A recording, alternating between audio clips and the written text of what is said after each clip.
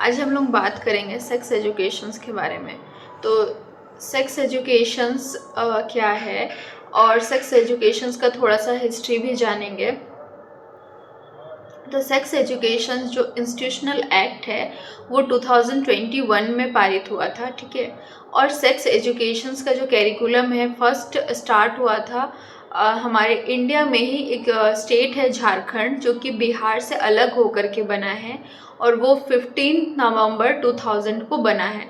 और ये sex education जो कैरिकुलम है वो 2006 में झारखंड में बना है, ठीक है। ये कैरिकुलम या फिर ये प्रोग्राम का नाम उड़ान पड़ा और ये इतना सक्सेसफुल रहा कि गवर्नमेंट ने सोचा कि हम लोग इसको और आगे बढ़ाते हैं। फिर हायर सेकेंडरी स्कूल्स में भी ये सब पढ़ाने लगा, ठीक है।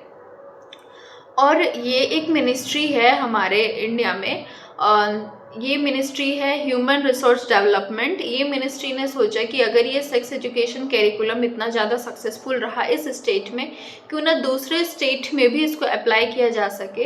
तो जब ये पारित हो गया 2007 में, उसके बाद जो दूसरे स्टेट थे, opposition leader, political leader, teachers, वो प्रोटेस्ट करने लगे इस सेक्स एजुकेशंस को लेकर।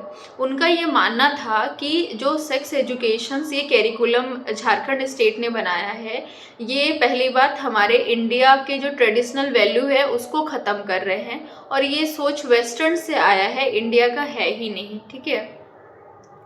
और ये यूथ को बर्बाद करेंगे, उसका बिहेवियर, उनका तौर तरीकों में बदलाव आ जाएगा इसके वजह से।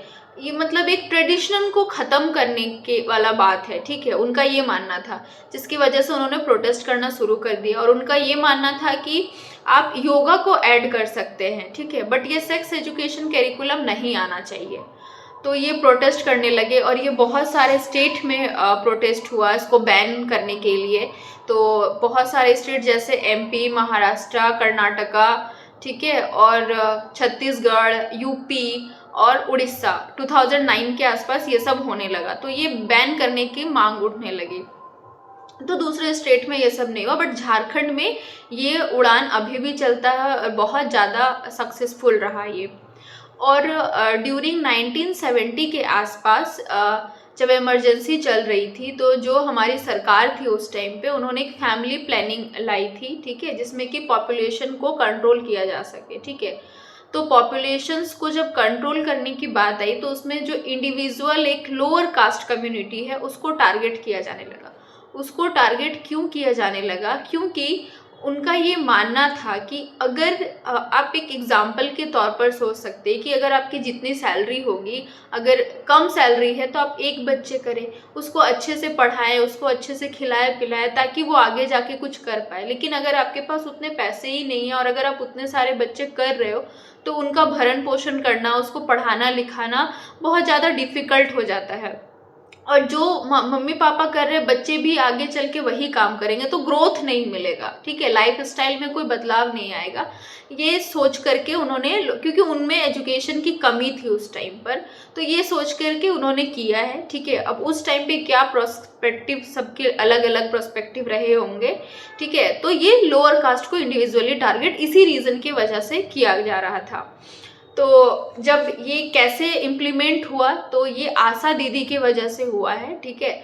तो वो प्रेगनेंसी, आशा का फुल फॉर्म होता है एग्रीगेटेड हेल्थ सोशल एक्टिविटीज। जो आशा दीदी होती है ना गांव में, वो उनके वजह से ज़्यादा ये सक्सेसफुल रहा है। तो वो फैमिली प्लानिंग कैसे होती थी, जो प्रेगनेंसीज होती थी ना फीमेल में, उनको वो विजिट कराती थी लोकल हेल्थ सेंटर में, रजिस्टर पे एंट्री होती थी।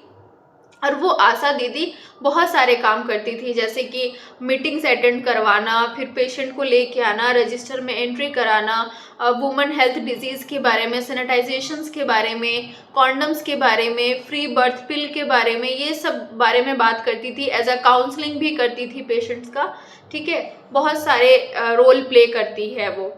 तो वो पेशेंट के माइंड में या फिर जो पीपल है उनके माइंड में वो स्टिग्मा को ख़त्म करती थी और फ्री बर्थ पिल ये सब डिस्ट्रीब्यूट करती थी, कॉन्डम डिस्ट्रीब्यूट करती थी। और ये एक्ट एमटीपी एक्ट के अंदर आता है, ठीक है, उसके तहत, ताकि वो HIV STI जैसे इन्फेक्शंस को रोकने में सक्सेसफुल रहेगी। इसीलिए वो ये सब करती थी। और ये एमटीपी एक्ट क्या है उसके बारे में एक अलग से वीडियो बना हुआ है, आप उसमें जाके देख सकते हैं। और एचआईवी जो है इतना ज़्यादा फैला हुआ है हमारे देश में कि वो हमारा पॉपुलेशंस 1.3 बिलियन है, but HIV infected people 2.1 million है, ठीक है। तो आप खुद ही सोच सकते हो कितना ज़्यादा रेशियो है इसका।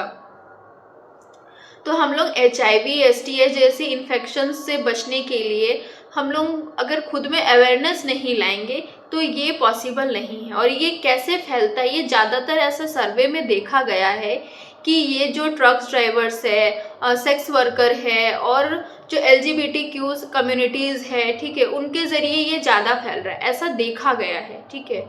बट और इससे भी ज़्यादा प्रॉब्लमेटिक बात क्या है पता है, कुछ लोगों को इसके बारे में पता ही नहीं, और अगर कुछ लोगों को पता है तो वो मिस इन्फॉर्मेटिव है, मतलब पता कुछ है बट होता कुछ है, आधी अधूरी नॉलेज है कुछ लोगों के पास। जैसे कुछ लोगों को आपने सुना होगा कि अगर किसी को छू लेंगे तो ये बीमारी मुझे हो जाएगी, तो वो कहाँ से है, बल्कि ऐसा तो होता नहीं है। एचआईवी किसी को छूने से क्या आपको एचआईवी हो जाएगी, ऐसा तो नहीं होगी, क्योंकि वो सेक्सुअल कॉन्टेक्ट से फैलता है। तो ये बहुत सारे लोगों के में मिस इन्फॉर्मेशंस भरी हुई है, और हम लोगों को सेक्स एजुकेशंस के बारे में अवेयरनेस फैलाना होगा। और पहली बात तो ये कि खुद के बारे में अवेयर होना पड़ेगा। जैसे बच्चों को बहुत सारे आपने देखा होगा गुड टच बैड टच क्या है उसके बारे में बताते, और जब वो एडोलसेंस और बड़े होने की एज पे आते तो खुद की बॉडी के बारे में पहले जानिए कि जो जैसे हमारे हाथ पैर है, सर है, वैसे ही हमारा रिप्रोडक्टिव ऑर्गन भी है, उसको क्लीन कैसे रखना है। जैसे पीरियड्स के दौरान पे उसको अच्छे से क्लीन करना है या चेंज करना है कितने घंटे में, उस पर कोई प्रोडक्ट कोई क्रीम अप्लाई नहीं करना है, ठीक है। अगर कुछ डिस्चार्ज आ रहे हैं, कुछ फाउल स्मेल आ रहे हैं तो आपको डॉक्टर के पास जाना है, बात करना है, ठीक है। हॉस्पिटल्स में जाइए, चेकअप करवाइए, कम से कम उसके बारे में बात कीजिए, क्योंकि अगर उस प्रॉब्लम कोई भी सिचुएशन हो या प्रॉब्लम में जब तक आप बात नहीं करेंगे तब तक आपको उसके बारे में कुछ पता नहीं चलेगी। आप जिसको इसको दबाते जाएंगे, नहीं बात करेंगे, टैबू बना के रखेंगे, वो इतनी ज़्यादा और प्रॉब्लम होगी, ठीक है। और बहुत लोग इस बारे में खुलकर बात नहीं करते। जब तक हम लोग बात नहीं करेंगे तब तक अवेयरनेस नहीं फैलेगी। तो इसके बारे में बात कीजिए, तभी इसके बारे में फैलेगी, और सही इन्फॉर्मेशन फैलाइए। तो इस वीडियो को शेयर करें ताकि आपको और ज़्यादा नॉलेज मिल सके, बहुत सारे लोगों तक ये नॉलेज पहुंच सके। और HIV कैसे फैलता है, त्रिपुरा में बहुत ज़्यादा केसेस है, उस पर भी एक वीडियोस बना हुआ है, उस पर देख सकते हैं। और कुछ क्वेश्चंस है तो कमेंट में कर सकते हैं। वीडियो में बने रहने के लिए थैंक यू।